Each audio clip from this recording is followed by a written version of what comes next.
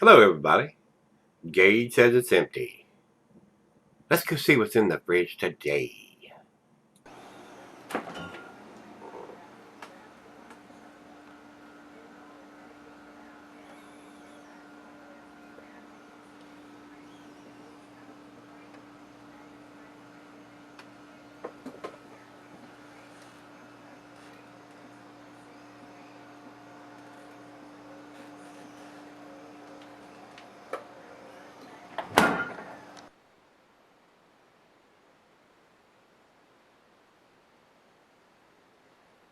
Hey guys, thanks for stopping by Gregsbeerreviews today. Today's beer comes from Olde Hickory Brewing. This is their Hickory Stick Stout. It says on the bottle here, a whole lot of beer full of flavor, two-row pale and crystal malts. Start this beer quickly, followed by a big chocolate and black patent malts, lending to a full-bodied, totally black beer with forward notes of dark chocolate and coffee. A generous amount of American hops and a nice citrusy note that adds a layer of complexity. It doesn't, oh yes it does. It doesn't have the ABV written on the bottle, but it does have a date. And it's Best by October 2013 right on the side. So that's a win-win for everybody, including them and us. And we're right in under the wire on this one. So this is October, and this is Best by October. So hopefully we're going to have a good one here. So let's get on with this one. The beer is out of they brew this in North Carolina. I don't know, they should have it on here. Yeah. Brewed by bottled by Olde Hickory Brewery in Hickory, North Carolina. Imagine that.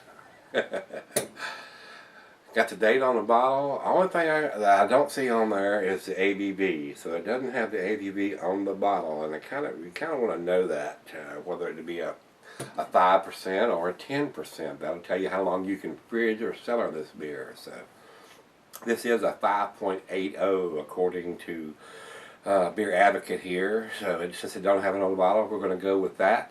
And normally on that lower of the ABV beer, I usually use a pint glass, but since it's a stout, I'm going to go ahead, it's almost 6%, we're going to go ahead and use a double glass for this one, guys.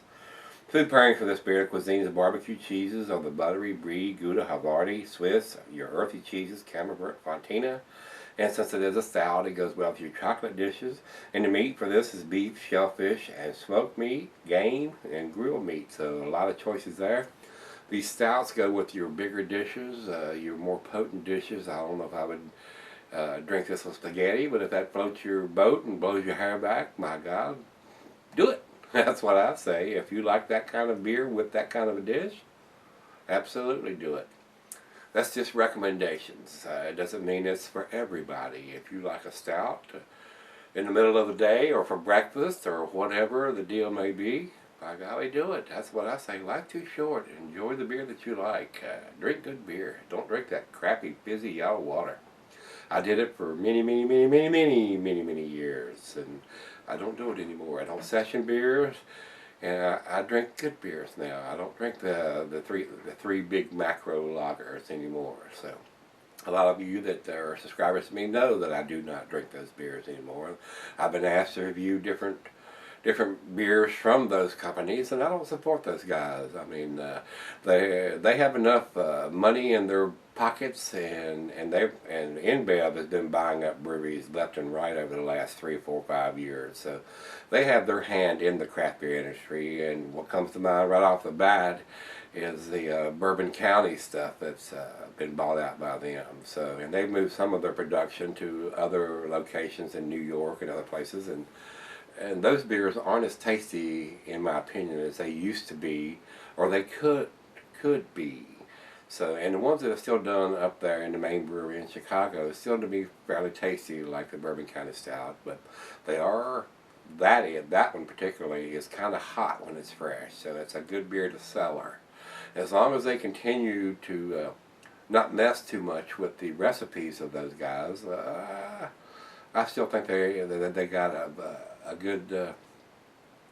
a good chance of having a bunch of beers that they own that people still like. But once they start moving them to other breweries and changing the recipes and moving people around and things tend to get all askew from that. So not a big fan of all those acquisitions that they're doing and buying up all these smaller breweries and stuff. But it is what it is. We can't control that. They have deep pockets.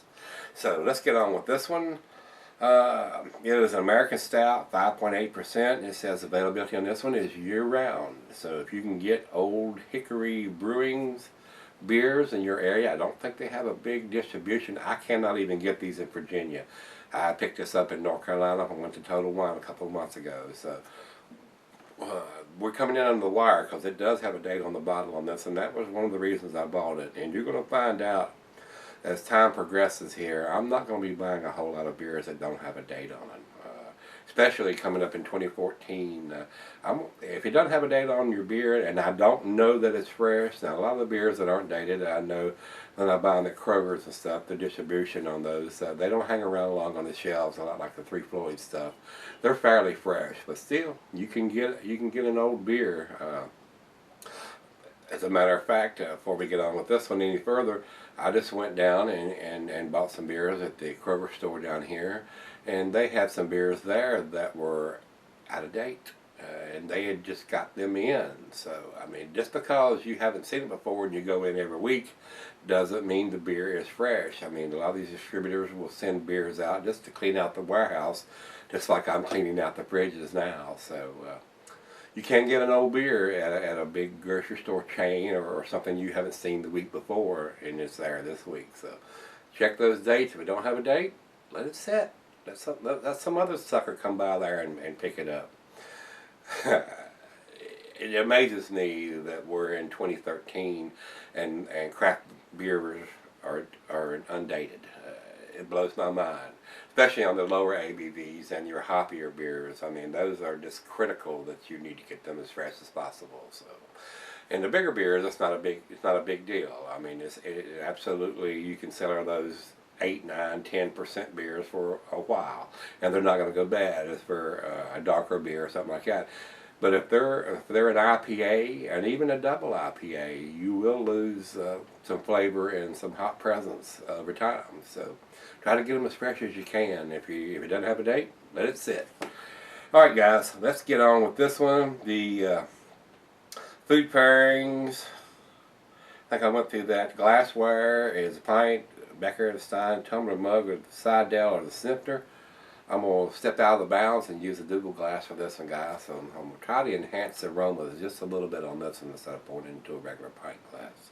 And it's not recommended for extended cellaring, so let's not extended cellar this any longer. So they have a very nice cap. It's got the brewery logo on there. Ooh, a lot of hiss on that one. Very well. Smoke coming out of it. So.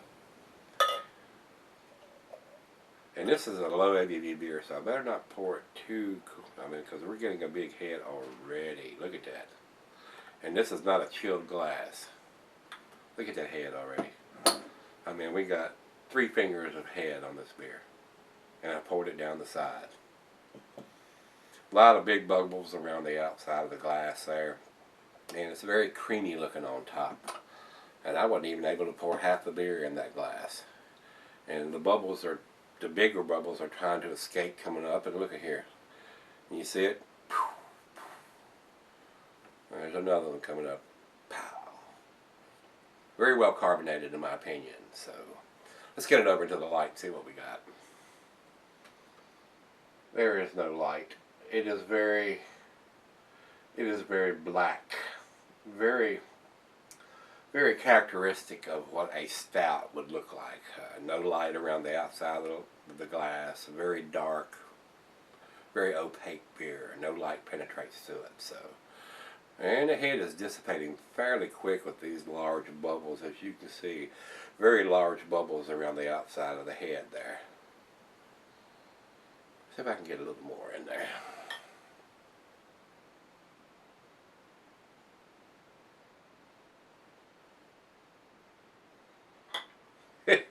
Look at the head on that beer. Almost looks like it's got yogurt in the top of the beer there. Let's get a nose on this one.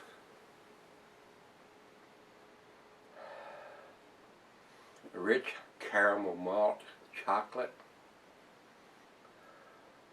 Little toffee. Maybe just a hint of some dark fruit there. The head may be impeding what I'm getting on the nose. I got a feeling it's going to leave a nice lacing on the glass though with that monster of a head. A lot of big bubbles around the side of that beer. Looks very good in the glass. And you can see it's dissipating very quickly as I'm flapping my gums here. So smells very good in the glass. So let's give it a taste. Cheers, everybody.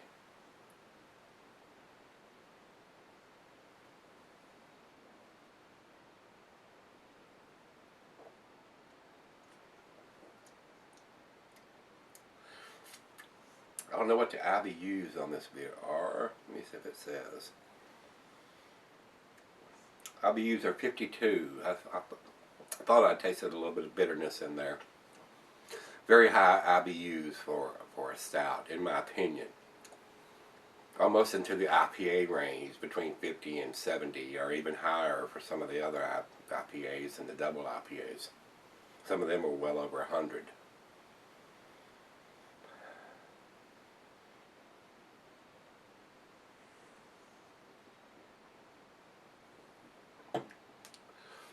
To me, it's a tad overly bitter. It doesn't have enough sweetness to match the bitterness of this beer. Kind of on the bitter back end there. Still getting the chocolate, the roasted malt, and maybe just a hint of some darker fruit there. So this is probably going to change a bit, and you can see the head is basically dissipated other than about a half a finger now in the glass, and leaving a monster lacing, and the head is going to contribute to that. Just a tad on the bitter side. Let's see if it changes as it warms up. So we're going to share what's left in the bottle with the other half, and I'll come back and do the final chug and the final comments on this one. Be right back. Alright guys, I'm back. Got just a little left. The black patent malt is really coming out now that it's warmed up. A rich roasty malt. Chocolate. Not much coffee. Just a little bit there. Definitely on the bitter end as far as I'm concerned. Could be just a little sweeter though. Very nice beer.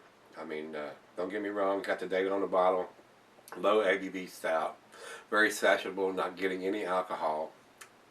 Kind of tasty. Let's do the final chug.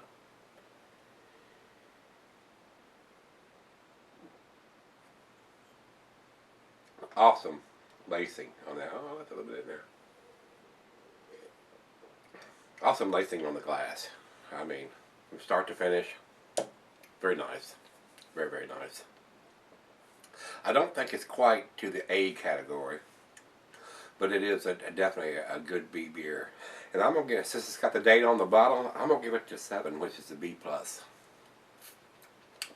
I only think this beer is distributed in North Carolina. I don't think they go out of North Carolina yet. I may be wrong. It's not in Virginia. I had to go to North Carolina to get this. But very tasty. To me, and I said this yesterday, I think it's more in the English style than it is in the American style. It's got a little more robust flavor than the one we did yesterday on the porter. But for a stout, it's very tasty. I mean, there are better stouts out there, but there's a lot worse ones out there too. So this is definitely worth picking up. Very tasty, guys. I enjoyed this one quite a bit. So very sessionable ale here with this stout. Very nice. I liked it. Like I said, I'm gonna stick with the 7 to B+. Let's go to the other ratings.